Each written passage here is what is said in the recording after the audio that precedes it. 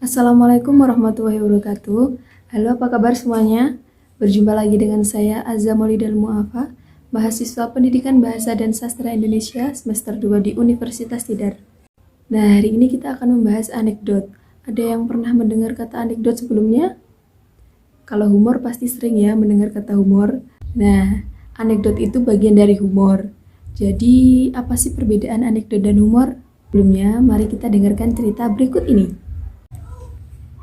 Pada suatu pagi yang cerah, di sebuah ruangan kelas yang sedang berlangsung proses pembelajaran, dikarenakan kondisinya yang begitu santai, sang guru pun terlibat percakapan dengan salah satu muridnya.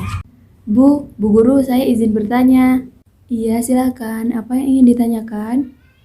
Bu Guru, boleh tidak sih seseorang dihukum karena perbuatan yang belum dilakukan? Ya jelas tidak boleh dong, seseorang baru boleh dihukum apabila dia terbukti bersalah. Lah, jadi saya bebas hukuman ya Bu? Soalnya saya belum mengerjakan PR. Oh, bocah gendeng. Nah, itulah yang dinamakan anekdot. Kalau komedi atau humor itu kan sekedar lawakan-lawakan biasa. Kalau anekdot itu lucu juga menyindir. Kalian pernah melihat stand up komedi kan?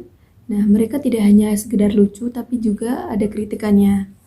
Atau di media cetak, elektronik, bahkan media sosial, sudah banyak bertebaran cerita-cerita yang lucu tapi juga menyindir.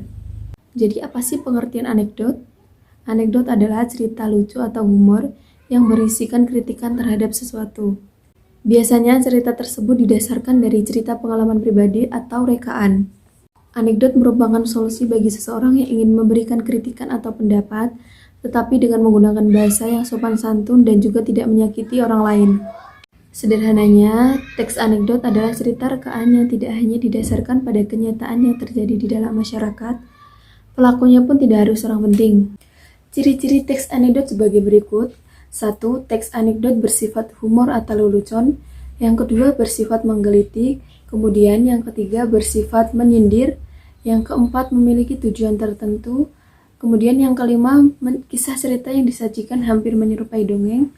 Lalu yang terakhir, menceritakan tentang karakter manusia dan hewan secara realistis. Selanjutnya adalah struktur teks anekdot yang dibagi menjadi 5, yaitu abstraksi, orientasi, krisis, reaksi, dan koda. Kita mulai dari yang pertama dulu, yaitu abstraksi merupakan awalan dari cerita dan berfungsi memberikan gambaran awal tentang cerita tersebut. Selanjutnya adalah orientasi merupakan latar belakang cerita anekdot tersebut terjadi. Lalu yang ketiga ada krisis. Nah, krisis ini adalah cerita inti dari cerita teks anekdot. Terdapat inti kelucuan atau inti permasalahan yang unik di dalam cerita teks anekdot. Kemudian yang keempat adalah reaksi. Namanya juga reaksi. Nah, di dalam reaksi ini memberikan reaksi kita terhadap si krisis itu terjadi. Jadi reaksi berisi tanggapan terhadap cerita bagian krisis.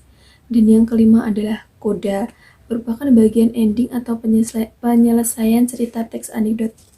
Jadi bahasa apa sih yang digunakan di anekdot? Nah, yang pertama adalah menggunakan keterangan waktu lampau. Jadi di sini tuh anekdot masih mengungkit-ungkit masa lalu. Nah, anekdot itu menggunakan kata-kata yang menunjukkan di masa lalu. Seperti contohnya itu pada suatu hari, pada suatu masa, dan sebagainya. Nah, yang kedua adalah anekdot menggunakan konjungsi temporal. Perlu diingat, konjungsi adalah kata hubung dan temporal adalah waktu.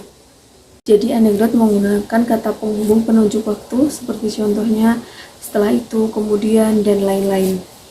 Selanjutnya, yang ketiga adalah anekdot menggunakan kata kerja material, seperti contohnya menyapu, membaca, mencuci, mencintai, dan lain-lain. Nah, selanjutnya yang keempat adalah anekdot memakai urutan waktu. Jadi, karena anekdot merupakan cerita, maka biasanya anekdot memakai alur maju. Ingat ya, di dalam cerita menggunakan alur maju, alur mundur, dan campuran. Kalau di anekdot biasanya menggunakan alur maju, maka urutan waktunya biasanya dari awal hingga akhir.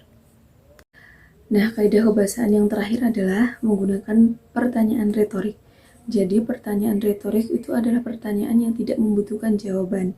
Pertanyaan retorik itu hanya sebagai penekanan.